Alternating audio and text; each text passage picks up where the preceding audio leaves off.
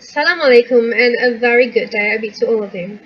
My name is NORLIYANA BINTI HAZARI, representative from Group 20, and I will be talking about the dark side of language racism.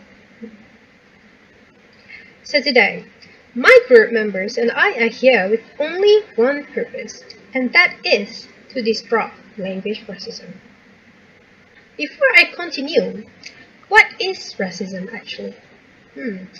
Basically, racism is the belief that groups of humans possess different behavioral traits corresponding to physical appearance and can be divided based on the superiority of one race over another. It may also mean prejudice, discrimination, or antagonism directed against other people because they are of different race or ethnicity. That's a lot of words, isn't it? Well, to put it simply, racism is something that closely related to slavery, with the thoughts a bit different. As the media is growing widely, people are starting to realize the existence of racism in the language in their everyday life, as they can easily get a sneak peek of other community words of choice. Most of us know that racism is a bad thing, and we do not want to be racist to others. But why is racism still happening? And in fact, it is becoming even worse nowadays. Well, one of the most logical reasons that I can say is because of the idea that a certain group of people is superior to the others that has been around in societies for a very long time, in many cultures and geographic regions. Because of this, it is hard to get rid of racism as people value their cultures better than others. What people don't realize is that language racism has caused a lot of negative effects involving mental health. Based on our study, the negative effects of language racism is including expose the victims to a high level of stress, causes fears, anxiety, and isolation, low self-esteem, mistreatment or abusive, and also suicide.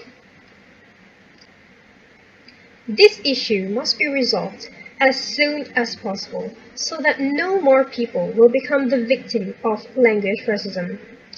What we can suggest from our findings is that, first of all, the racial bias training program should be held regularly in the education settings and also in the community. This is very, very important to give people an insight into what language racism is, because many people still do not realize that sometimes they are actually committing racism towards others.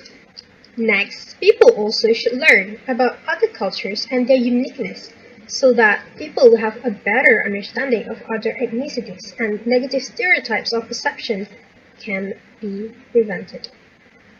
And the third step that can be done is by creating safe space for a difficult conversation. Often, people are afraid to speak up that they are facing racism because there are not many platforms that allow them to talk freely. And because of this, the victim just keeps the problem to themselves, and until one point, they are having depression and anxiety. Last but not least, strict policy and regulation must be applied in order to combat language racism. This is very important to make sure people understand that racism is not the right thing to do and a fair punishment can be given to people who commit racism. To conclude, what we need to understand is that word is the most dangerous weapon because without we realizing it, things that we say to others might hurt them. We must be careful regarding what we want to talk about. Think before you say something. Language racism is not a small matter that we can joke around. Together, we must combat language racism so that all of us can have a better world that is free from racism. And that is all from us. Thank you.